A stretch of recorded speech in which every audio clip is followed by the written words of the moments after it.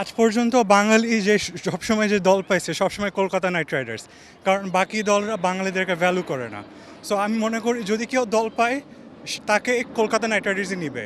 এছাড়া যদি বাজেটে হয় তাহলে আমার মনে হয় কিংস ইলেভেন পাঞ্জাব অথবা চেন্নাই সুপার কিংস মুস্তাফিজুরকে আবার নিয়ে নিতে পারে, এটা আমার ধারণা। আমাদের মোস্তাফিজ গতবারও খেলছে, অনেক ভালো করছে। সাকিব ভাই তো অলরাউন্ডার বিশ্ব সেরা, তিনিও ভালো করে আসতেছেন। যেমন কলকাতায় খেলছেন, অনেক ভালো খেলছেন উনি। আর মেহেদী মিরাজ তো নতুন হিসাবে ওনাকেও টিম পাওয়া উচিত। যত উপরে লেভেলে খেলবে তাই বুঝবে আর শিখবে আরও অনেক কিছুই।